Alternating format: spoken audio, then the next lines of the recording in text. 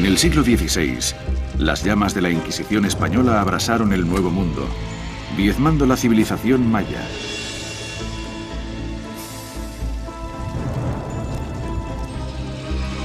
Una de esas quemas fue instigada por Diego de Landa, un fraile fanático empeñado en destruir uno de los sistemas de escritura más originales jamás inventado, los jeroglíficos mayas. Veía la escritura de los mayas como un instrumento del diablo, y Landa pensó que debía adoptar una firme postura política y oficial. La misión de Landa era convertir al catolicismo a los mayas de la península del Yucatán. Al saber que seguían haciendo ofrendas a sus antiguos dioses, arrestó y torturó a miles de mayas por crímenes de adoración al diablo. Los persiguió con una increíble ferocidad y al mismo tiempo destruyó todo aquello que le pareció sospechoso de superstición. O en otras palabras, acabó con una buena parte de su cultura.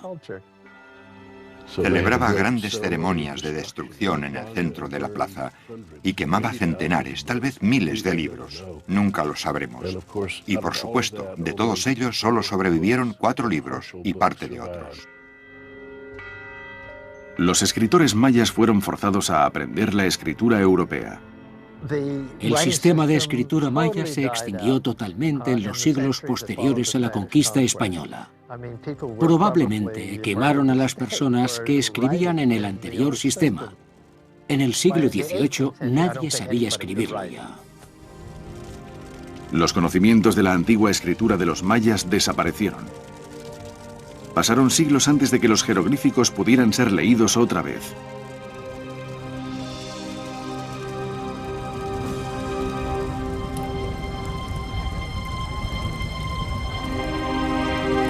Hoy, en las tierras altas de Guatemala, los lugareños mayas todavía hacen ofrendas a los antiguos dioses. Les piden consejos sobre los días más favorables para plantar y cosechar, sobre los negocios y los viajes, el noviazgo y el matrimonio. Aunque mantienen sus tradiciones, a los mayas se les ha privado de la palabra escrita de sus antepasados. Desde que se han descifrado los jeroglíficos, su pasado vuelve a la vida. Los registros jeroglíficos tienen muchas cosas que contar sobre quiénes eran los actores en el escenario de la historia maya y los eventos más importantes. Esos jeroglíficos relatan 1500 años de la historia de los mayas, escrita con las palabras de sus antepasados, no en las de los blancos europeos. Es nuestra única oportunidad de conocer el continente americano antes de la llegada de los europeos y de saber de esas personas. Desde tiempos remotos, los mayas han vivido en una región que se extiende por el sur de México y por gran parte de Centroamérica. El corazón de su civilización se encuentra entre las tierras altas de Guatemala y las llanuras del Yucatán, en su mayor parte por una extensa y densa selva. Aquí, alrededor del año 200 después de Cristo, empezaron a construir sus grandes ciudades, Tikal, Copán y Palenque. Eran famosas por su arquitectura monumental. Las pirámides y los templos se alzaban en las plazas, y también los campos de juego de pelota, donde los reyes subían al trono y los atléticos guerreros competían por su vida. Se celebraban dramáticas ceremonias y eventos públicos y el ejercicio del poder en sus formas más dramáticas. La civilización maya prosperó durante más de 2000 años, distinguida por una sofisticada cultura. Su arte tiene un nivel de imaginación y habilidad gráfica que no tienen igual. Mientras Europa estaba sumida en la Edad Oscura, esas ciudades-estado llegaban al cenit de su gloria, algunas de ellas con cientos de miles de habitantes. Eran las más grandes de las nuevas civilizaciones y la única sociedad totalmente alfabetizada del Nuevo Mundo. Pero misteriosamente, en el siglo IX, los mayas abandonaron muchas de sus ciudades. Los templos y las pirámides de las tierras bajas del centro fueron engullidos por el bosque y olvidados.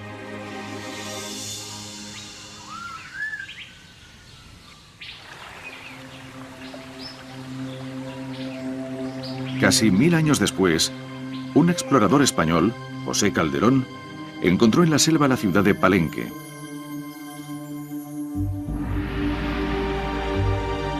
Dentro de los templos abandonados, Calderón y sus hombres hallaron inmensas losas de piedra esculpidas con figuras y jeroglíficos. Es obvio que estaban viendo algo totalmente extraño para ellos y se preguntaban si era escritura o algo más que eso. Cuando en 1832 se extendió la noticia del hallazgo de la extraña escritura, el artista francés Jean-Frédéric Valdec viajó a Palenque para copiar los jeroglíficos. Creyeron que los babilonios, los fenicios o los hindúes habían construido las ciudades mayas. Los dibujos de Valdec incluían elefantes indios. Sabemos que los mayas no esculpieron nada que pareciera un elefante. No comprendió las formas de los signos. Eso es lo que se ve una y otra vez. Ocurría a los artistas que intentaban copiar las inscripciones mayas hasta el siglo XX.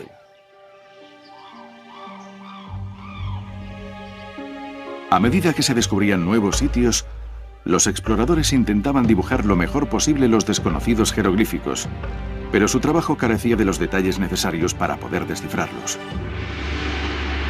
Todo cambiaría en la década de 1880, cuando Alfred Maudslay llegó con una cámara de placas de vidrio. Maudslay estaba aprovechando al máximo los nuevos avances de la fotografía. Había estado en todos los sitios bien equipado con negativos de placas de vidrio de gran formato, y las caravanas cargadas con el equipo realizaban un inmenso esfuerzo. Son unas bonitas fotografías en las que aparece enteramente la Gran Plaza. Bueno, no era así cuando llegó allí. Necesitó emplear a muchas personas para que limpiaran esas zonas y conseguir unas fotografías decentes. Las fotos de Maudslay captaron los jeroglíficos con exquisitos detalles. Si tienes que vértelas con unas inscripciones antiguas e intentas descifrar una escritura desconocida, tienes que tener un buen registro, y él fue el primero en conseguirlo. Pero las fotos de Maudslay eran desconocidas para muchos eruditos, y los trabajos para descifrar el código ya habían empezado desde el descubrimiento de los libros mayas que habían sobrevivido a la conquista española. Aparecieron 3, en Madrid, París y México. Pero el manuscrito más exquisito estaba en la Real Biblioteca de Dresden, Alemania. Es el llamado Códice de Dresden.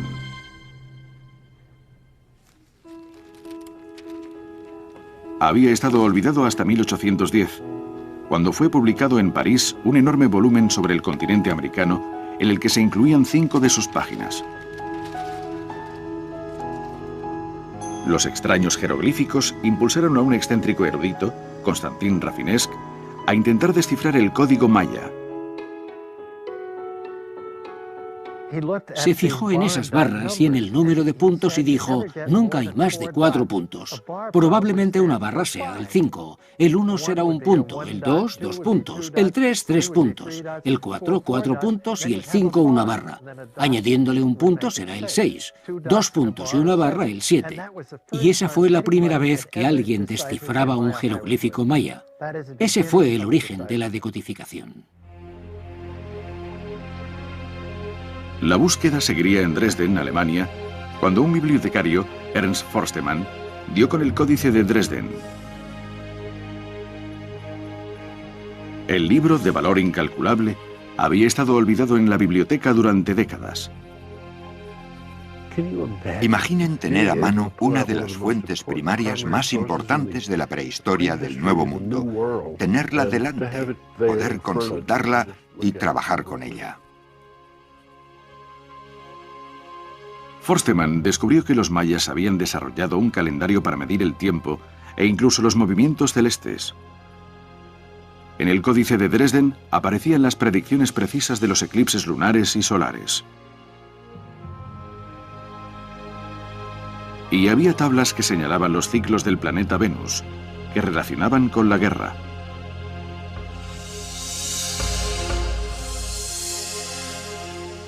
Pero el mayor logro de Forstemann fue averiguar que las largas cifras del Códice de Dresden contaban hacia atrás en el tiempo, a una fecha específica, a una fecha en la que los mayas creían que se había creado el universo. 4 Ajau, 8 Kunku. Correlacionándolo con el calendario occidental, en la fecha del 13 de agosto del año 3114 a.C., los arqueólogos podían datar los monumentos esculpidos en piedra, llamados estelas.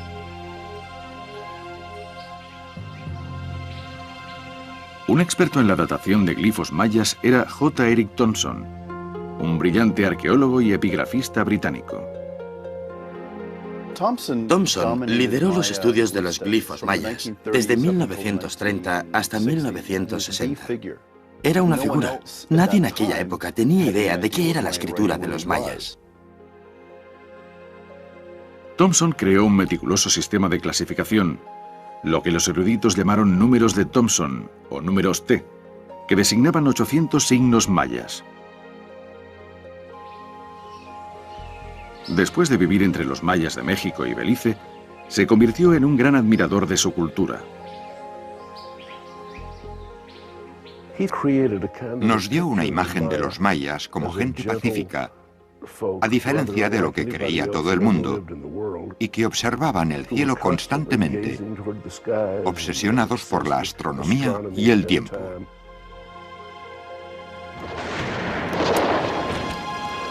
La idea de Thompson sobre los mayas estaba influida por sus experiencias en la Primera Guerra Mundial. Cualquiera que hubiera estado en las trincheras de la Primera Guerra Mundial solo deseaba oír hablar de paz, y él estaba convencido de que se trataba de un pueblo pacífico. Thompson llegó a la conclusión de que la obsesión de la civilización maya era el tiempo, y que sus estelas eran creadas para conmemorar su paso por el mundo. Las figuras de su arte eran sacerdotes y dioses, y sus glifos eran símbolos que recordaban los misterios celestes. Thompson trataba de convencernos de que no había ningún sistema, aparte de las fechas y aparte de la astronomía, y que se trataba de un tipo de ritual místico de los mayas para comunicarse con sus dioses. La mayoría de expertos aceptaron la teoría de Thompson y asumieron que, más allá de las fechas, los glifos eran inescrutables. La gente se echaba las manos a la cabeza y decía: nadie podrá descifrar esto jamás. Es un galimatías, es del todo imposible. La mujer que recusaría la idea de Thompson entró en el campo de los estudios mayas por casualidad. Tatiana Proskuriakov había estudiado arquitectura, pero cuando se graduó en 1930, el país estaba atenazado por la Gran Depresión. No tenía ningún trabajo a la vista. Durante una visita al Museo de la Universidad de Pensilvania, vio un anuncio solicitando un artista para hacer dibujos, reconstrucciones, etc., de las ruinas de Piedras Negras, un importante y clásico sitio maya. Y Tania empezó a hacer allí trabajos de campo y a hacer las reconstrucciones del aspecto que habrían tenido en el pasado. Era una experimentada topógrafa y dibujante. Sus dibujos de reconstrucción eran tan precisos arquitectónicamente que devolvieron la vida a la antigua ciudad maya. Es casi como si tuviera visión de rayos X en su cerebro, porque veía un templo en ruinas y adivinaba cuántas terrazas soportaban la superestructura de la cima. Y resultó ser excepcionalmente profética. Durante casi 20 años, Proskuriakov fue la única arqueóloga en un ámbito dominado por hombres. Dejó el trabajo de campo en 1958 para trabajar en el Museo de Peabody de Harvard. pasaba la mayor parte del tiempo en el sótano, donde se almacenaban los archivos mayas. Uno de sus proyectos era unir todos los fragmentos de las piezas de jade que se habían encontrado. Y en ese momento, cuando estaba trabajando casi anónimamente, hizo un gran avance. Proskuriakov tenía docenas de fotografías de las estelas de piedras negras. Cuando las organizó por fechas, empezó a ver un patrón. Los mayas colocaban una serie de estelas delante de los templos, una cada 5 años.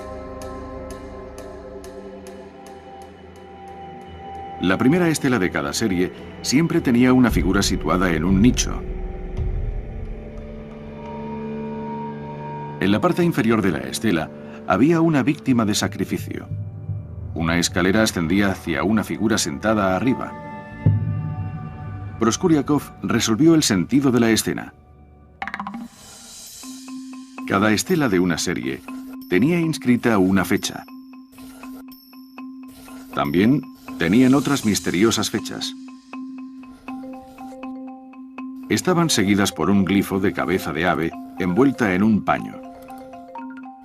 Thompson lo apodó el glifo del dolor de muelas. ¿Pero qué representaba?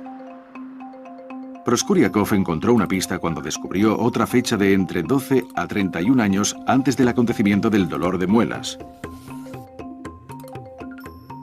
El glifo de la fecha anterior estaba siempre rematado con la cabeza de una iguana. Su hipótesis era que el primero era el glifo de un nacimiento y el siguiente glifo la fecha en la que podría haber ascendido al trono. Las fechas coincidían perfectamente con su teoría. Desde el nacimiento de un rey hasta la ascensión al trono del siguiente no pasaban más de 60 años, el tiempo de vida razonable de un ser humano. Su hipótesis fue entonces que cada una de esas series era la biografía de un gobernante. Se trataba de una dinastía. Era historia por primera vez. Repentinamente, las inteligentes deducciones de Proskuriakov transformaron las imágenes de las estelas. Los huecos eran los tronos. Las figuras no eran dioses y sacerdotes, como creía Thompson, sino reyes y reinas. Era la historia de una familia. El primer gobernante asciende al trono en 603. 5 años después, es un guerrero, con prisioneros a sus pies. 15 años después, ocupa el trono el segundo gobernante. Tiene 12 años. Su madre está a su lado. A la edad de 26 años está vestido para luchar. 10 años después, todavía es un guerrero, pero considerablemente más grueso. Reina durante 47 años. La historia de Proskuriakov seguía con el reinado de 7 reyes. Lo descifró todo, todas las fechas, con todas las secuencias de cada serie. Cuando lo vi me temblaban las rodillas. Le dije, Tania, lo has hecho. Es el descubrimiento más importante de todos los tiempos.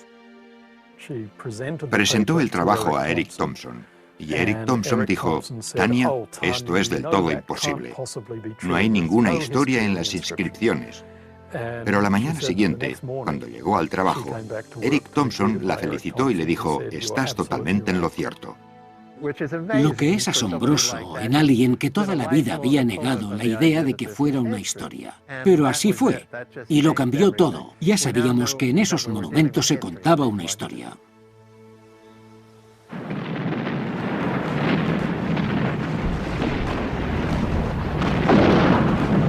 El siguiente avance, descifrar el código, llegó en mayo de 1945, cuando el ejército ruso entró en Berlín. Entre sus filas se encontraba un joven oficial, Yuri Valentinovich Nosorov.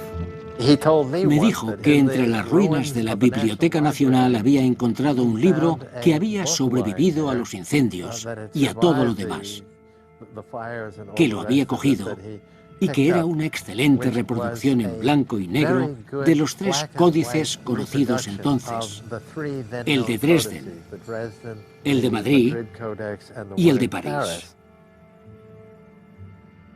La fascinación de Nossorov por el libro aumentó al leer un artículo que llegaba a la conclusión de que los glifos mayas eran indescifrables.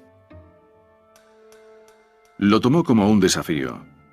Se tituló en lingüística y se convirtió en el único ruso mayanista, en un campo dominado por Eric Thompson.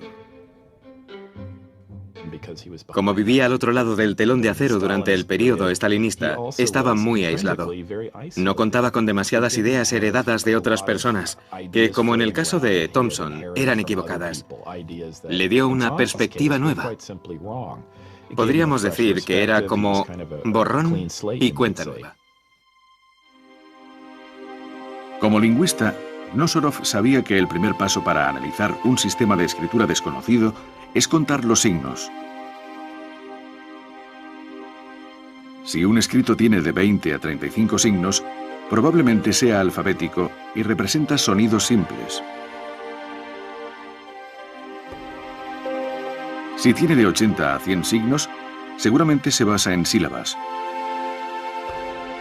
Pero si un escrito tiene cientos de signos, es sin duda logográfico, basado en signos para cada palabra. Un sistema logográfico como el del chino tiene miles de signos para miles de palabras. Los escritos mayas tienen aproximadamente 800 signos, demasiados para representar un alfabeto y muy pocos para cada palabra de una lengua. Los entendidos supusieron que era un sistema logográfico limitado, con signos para solo unos cientos de palabras. Pero Knorosov sabía que ningún sistema de escritura consta exclusivamente de un tipo de signos. Nuestro propio alfabeto usa números y logogramas. Knorosov se dio cuenta de que la escritura maya también era un sistema mezclado. Combinaba signos de palabras y signos fonéticos. Con esta idea, recorrió al Códice de Madrid, del que se habían identificado los glifos de los 4 puntos cardinales.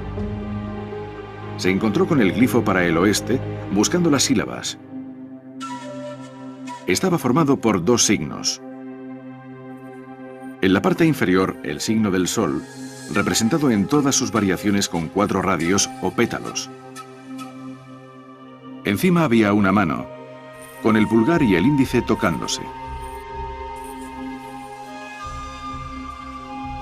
Eric Thompson había insistido en que la señal de la mano significaba final del ciclo, y había leído el glifo como fin del ciclo del sol, ocaso, y por consiguiente oeste. Para Thompson, los glifos representaban ideas, no sonidos. Eric era un poco terco sobre esas cosas. Había decidido, para su propia satisfacción, que los jeroglíficos no eran fonéticos y que no podían ser fonéticos, y siguió insistiendo en eso. Pero Knorosov no estaba de acuerdo. Sospechaba que los glifos podían estar relacionados con los sonidos del maya hablado. Sabía que en maya, la palabra para oeste es chik-in y para el sol es kin. Y sugirió que el signo de mano debería ser leída no como el concepto fin del ciclo, sino como la sílaba chi. Combinada con el logograma para el sol, formaba chik-in.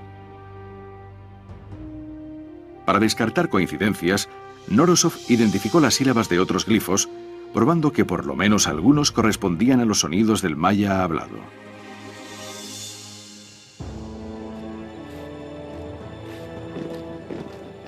Por supuesto, entró en acción el aparato propagandístico de los soviéticos y dijeron, inspirado por las maravillas del marxismo-leninismo, este joven sabio ha hecho lo que no han conseguido los eruditos imperialistas de Gran Bretaña, Estados Unidos o Alemania. Ha descubierto cómo escribían los mayas. Y Thompson, anticomunista de toda la vida, decidió que era un fraude y que el mundo debía saberlo.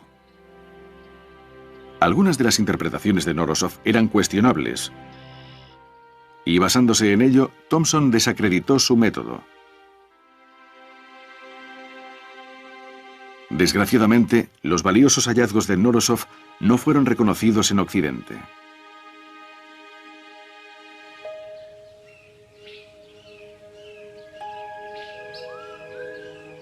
Pero la era de los eruditos solitarios dispersos por todo el mundo estaba llegando a su fin.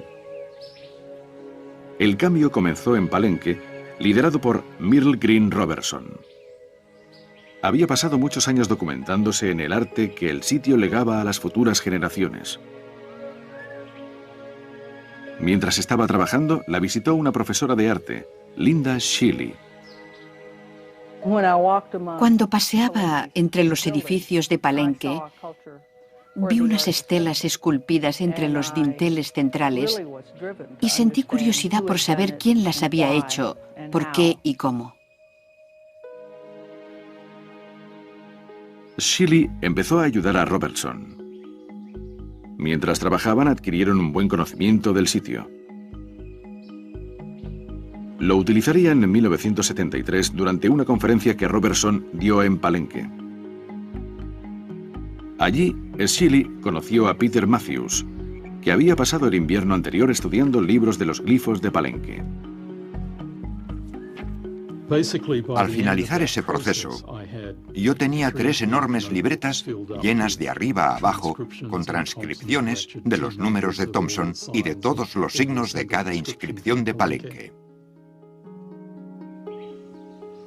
Shiley y Matthews empezaron a redescubrir juntos la historia dinámica de Palenque. Sabían que algunos nombres reales de Palenque estaban acompañados por un título, un sol alado. Y lo que hicimos fue buscar y encontrar cada ejemplo de ese título y escribimos la fecha más cercana. Examinando detenidamente las inscripciones de Palenque, encontraron más de 40 nombres con el título real. Cada uno estaba acompañado por una fecha y un glifo que describía el evento sobre esa fecha. Por ejemplo, un nacimiento está indicado por la cabeza de una iguana. Cuando Shiley y Matthews organizaron por las fechas los nacimientos, las muertes y las ceremonias, aparecieron los patrones. Destacaba un gobernante llamado el Señor del Escudo. Había nacido el 23 de marzo de 603. El glifo de su nombre era el escudo de un guerrero. Eso los llevó al edificio más prominente de Palenque, el Templo de las Inscripciones. El significado de las losas de jeroglíficos había sido un enigma durante siglos. Shiley y Matthews vieron que los paneles estaban llenos de referencias al sol del escudo y los eventos más importantes de su vida. Repentinamente, un descubrimiento hecho en 1948 dio un nuevo significado. En la cámara interior del templo se encontró una escalera que conducía a una cripta en la que había un sarcófago de piedra caliza. En su interior había un esqueleto humano con una máscara de jade. Shiley y Matthews supusieron que era el cadáver del Señor del Escudo. Por primera vez, los jeroglíficos eran relacionados con los restos de un gobernante maya. Shiley y Matthews comprobaron que los glifos relataban la biografía del Señor del Escudo y 5 de sus sucesores. Anunciaron que habían descifrado la dinastía de Palenque y que tenían los nombres de los gobernantes y las épocas en que habían gobernado. Los teníamos, eran nombres extraños como Escudo del Sol y Señor del Dolor de Muelas. En ese momento, Moisés Morales, un guía local, llegó y dijo: ¿por qué cuando se hacen descubrimientos tan importantes se da el nombre en inglés o en español? Esa gente hablaba maya. Así que llamaron al rey Pacal, una palabra maya que después se confirmó que fonéticamente significa escudo. Era un sentimiento maravilloso. Y nunca lo olvidaré. Era un punto decisivo en el estudio de los mayas.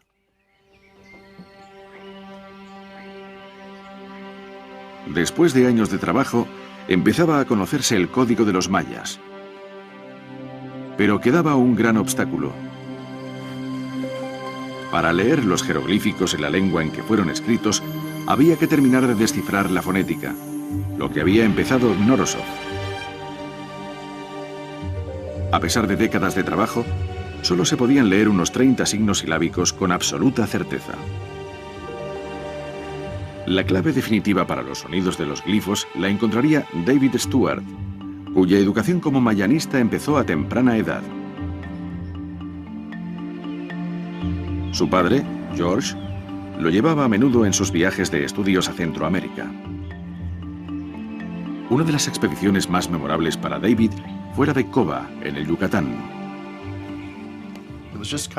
Era un lugar increíble para un niño. Sin embargo, lo que me fascinó mientras estábamos en Coba eran un par de monumentos que se acababan de descubrir. Mi padre lo dejó todo y empezó a dibujar el monumento. Y yo miraba cómo lo hacía mientras trabajaba y pensaba, esto es increíble. Decidió que también dibujaría.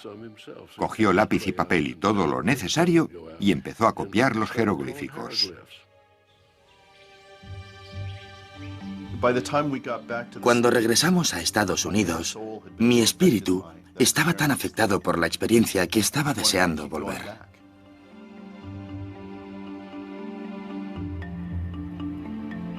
Dos años después, George llevó a David a conocer a Linda Shiley. Recuerdo que estaba sentado en el despacho mientras ella dibujaba un glifo. Y no sé por qué, pero me acerqué y le dije, «Ah, es un glifo de fuego». Linda se detuvo. Recuerdo que me miró por encima del hombro y dijo, «Sí, tiene razón, pequeño. Es un glifo de fuego». George dijo que me estaría muy agradecido si alguna vez permitía que David estudiara conmigo. Y sin pensarlo le contesté, ¿por qué no viene este verano a Palenque? Y el verano siguiente fue la época más asombrosa de mi vida. Me permitió que yo la ayudara a corregir sus dibujos. Estábamos en los templos, con linternas, con sus dibujos sobre tablillas, haciendo correcciones. Recuerdo que Linda me decía, chico, si quieres aprender a leer los glifos mayas, tendrás que hacerlo por ti mismo. Le di la tabla de la cruz. Le dije que saliera al porche trasero y calculé cuánto tiempo resistiría. Al cabo de un par de días lo resolvió. Tenía los conocimientos estructurales del texto que yo había tardado 3 años en aprender. Y me di cuenta de que era realmente bueno. A la edad de 12 años, David presentó su primer trabajo sobre los jeroglíficos mayas. Presentó un estudio que sin duda estaba muy lejos de los conocimientos del 60 o el 70% de la audiencia. Era el trabajo de un erudito y la mayoría de los asistentes estaban atónitos. Después de graduarse en el instituto, Stewart recibió una llamada inesperada. Había ganado el MacArthur Fellowship, popularmente conocido como el Premio de los Genios. Con 18 años era el galardonado más joven con el prestigioso premio. Stewart retrasó el ingreso en la universidad para trabajar a tiempo completo en los glifos. Y entonces hizo su gran descubrimiento. Ocurrió mientras estaba concentrado en un par de signos que se creían descifrados. Eric Thompson había dicho que uno de esos signos significaba un recuento hacia una fecha futura y el otro a una época anterior. Los dos glifos compartían un signo, lo que Thompson llamó un signo de agua, la cabeza de un tiburón, Sho'ok en maya. Sho'ok también puede significar contar. Pero Stewart descubrió que algunos otros signos también sustituían al tiburón. Una cabeza humana, un mono y, en ciertos casos, un signo en forma de corchete. ¿Todos esos signos para la palabra contar? Stewart pensó que había una explicación más sencilla. El símbolo del corchete era también el signo fonético para la U. De pronto se dio cuenta de que todos esos signos eran la palabra U. La prueba era que cada signo sustituía al corchete para U en contextos en donde no había nada que ver con contar. Lo que Dave Stewart hizo fue demostrarnos que muchas de esas sustituciones eran simplemente fonéticas, que se referían a las mismas cosas dichas de otra forma. Los glifos que contaban hacia adelante y hacia atrás eran frases fonéticamente deletreadas. I-U-T y U-T-Ya. En maya, I-Ut significa y entonces ocurrió. Y Ut-I luego ocurrió. Las palabras que Thomson había visto como fechas en realidad contaban una historia. Y entonces ocurrió. El día 1 de Kip, el 14 de Kan-Kin, ella se vistió para casarse. La señora Katun Ahau, señora de Namam. Y ocurrió a los 10 días, 11 meses, casi un año. El día 4 de Kimi, 14 Uo, nació su hija, la Real Señora del Sol. La repercusión fue revolucionaria. Los epigrafistas habían estado buscando un solo signo para cada sonido silábico. Pero si U estaba representada por más de un signo, también las otras sílabas podrían estarlo. Una de las cosas que hace tan complicada la escritura maya es su afición a las sustituciones. Un sonido puede tener 13, 14 o 15 versiones diferentes. No les gustaba repetirse y les encantaba mostrar cosas nuevas. El reconocimiento de esos signos de sustitución empezó a convertir la complejidad de la escritura maya en un sistema controlable y comprensible. Cada vez que un escritor maya escribía una palabra o una frase determinada, podía escoger entre una variedad de signos y combinarlos de una nueva manera. Un signo podía ser escrito de forma abstracta, como la cabeza de un ser humano, de un animal o un dios. Se podía representar un signo dentro de otro, o solapado en parte. Se podían unir dos signos, unir sus atributos. Los glifos incluían figuras de monstruos y dioses.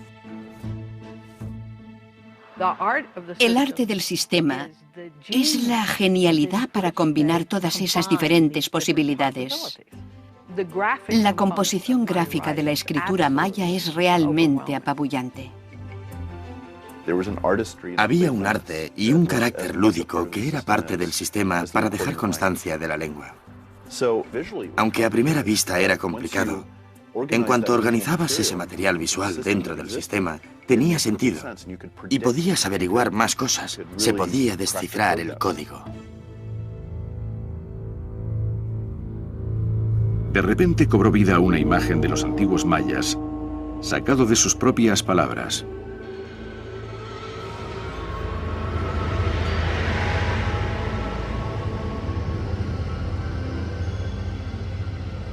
Algunos glifos describían pertenencias personales. Utupa y Utup, adornos de las orejas. Ubaki y Ubak, su hueso. Ulak, su plato. Yukip, su recipiente para beber. Describen objetos importantes que pertenecen a la corte real. Probablemente son obsequios, cosas que les han regalado. Son parte de un proceso social que ayuda a unir estas sociedades. Leer esos textos es como tener una máquina del tiempo. Y para mí es un raro privilegio poder leerlos en la lengua en la que fueron escritos. Tal vez en su momento fui la primera persona que los leía en voz alta desde hacía 1000 años. De los escritos emergieron ideas más esotéricas. Había glifos que describían seres espantosos.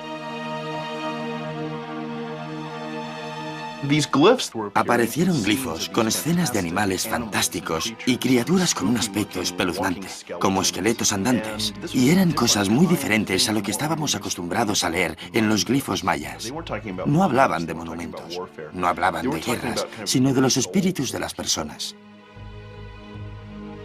Cuando se hicieron las interpretaciones, empezó a formarse una opinión más compleja de los mayas.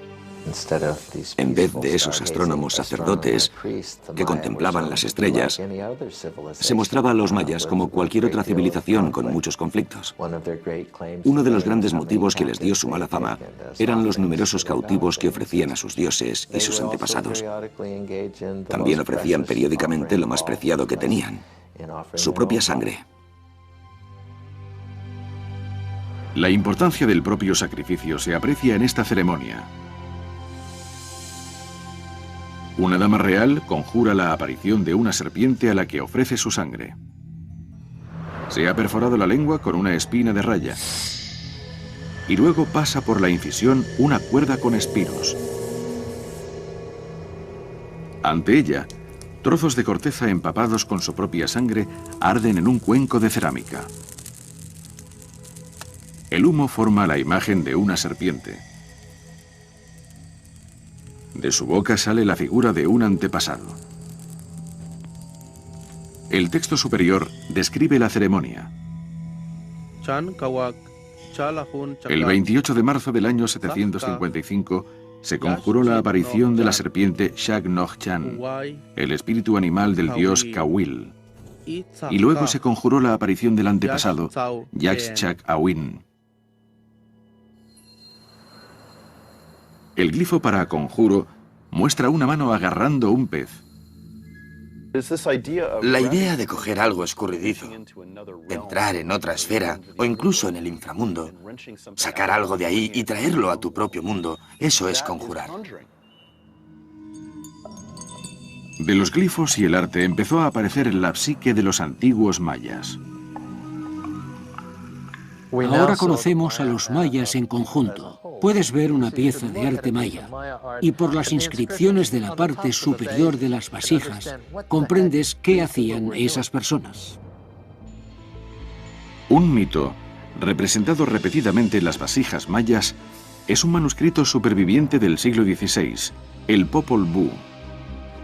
Relata la saga de dos hermanos gemelos convocados por el inframundo. Juegan a un partido de pelota contra los señores del mundo subterráneo. Pierden y son sacrificados. Le cortan la cabeza al hermano mayor y la cuelgan de un árbol. Llega una dama joven que es la hija de uno de los señores del inframundo. Le habla a la cabeza y ésta le escupe en la mano. Naturalmente, se queda embarazada. La expulsan del reino subterráneo y da a luz a otro par de gemelos. Se convierten en valientes guerreros y regresan al infierno para luchar contra sus señores.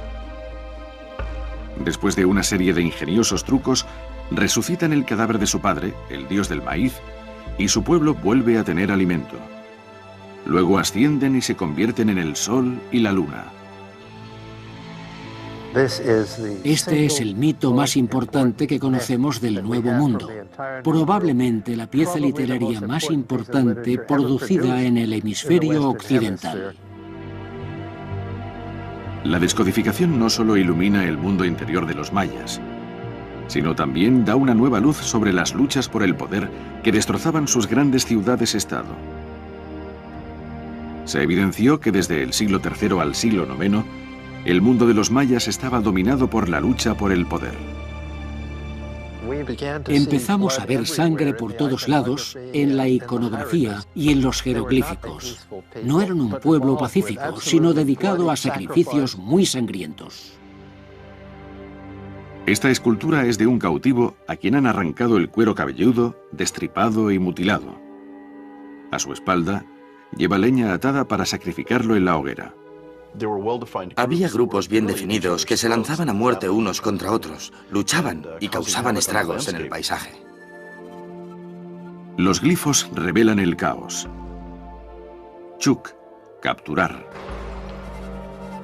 Hub, demoler una ciudad. Pul, quemar. Chak, decapitar. Un escritor escribió: había montañas de cráneos apilados y corría la sangre. En el último monumento datado en Copán, el gran rey Jacques Passage pasa el cetro a su sucesor, marcando el amanecer de una nueva dinastía. Pero este nuevo reinado nunca empezó. El escritor que contaba la historia huyó, dejando el monumento incompleto. El reino ya no podía mantener ni a gobernantes ni a artistas.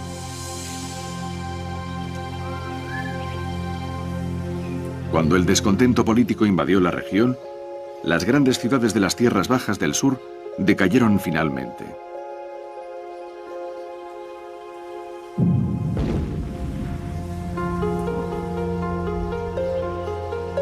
Más de 1000 años después, en 1980, los pueblos mayas estaban otra vez bajo asedio. Cuando la guerra civil devastó Centroamérica, los mayas hicieron un esfuerzo desesperado por salvar su cultura. Muchas veces nos identificamos con el pasado glorioso. Decimos, bueno, yo soy maya, veo Tikal, Copán, los monumentos que hay, entonces yo me identifico como maya. Pero muchos mayas ahora no hablan su idioma. El idioma cada vez más se está perdiendo. Los mayas eran buenos exploradores y reconstruyeron sus monumentos. Habían compartido el conocimiento de su lengua hablada y sus costumbres. Ahora querían obtener los beneficios de la decodificación. En este antiguo taller maya de Antigua, hice la presentación de un texto jeroglífico y les enseñé a leerlo. La gente se acercó a ella y le dijeron: ¿eso que habla en la pantalla eran jeroglíficos mayas? Contestó sí. Dijeron: ¿sabes leerlos? Y dijo: sí, ahora ya sabemos leerlos bastante bien. Es nuestra historia, dijeron. Eso es lo que nos han legado, es lo que queremos saber. Que es la historia que nunca me lo enseñaron en la escuela. Entonces, sí es muy importante para nosotros porque es la historia que no conocemos. Durante siglos, la cultura maya fue sofocada brutalmente. Sus gentes fueron obligadas a hablar y a escribir en español y a llevar nombres cristianos. Ahora, los mayas están redescubriendo los jeroglíficos y su historia. Uno de los dones más preciados que tiene cualquier grupo de seres humanos es su historia. En realidad, el proceso de descifrarlo es solo el primer pequeño paso para comprender lo que esta fenomenal civilización aportó a la herencia de la humanidad. Los glifos son la única ventana al pasado precolombino. No responden todas las preguntas de las que nos gustaría tener la respuesta, pero nos da una nueva percepción respecto a lo que ellos creían importante. Habiendo roto el código de los mayas, las palabras de sus antiguos escritores han vuelto a la vida, revelando finalmente la historia y la literatura de un mundo desaparecido.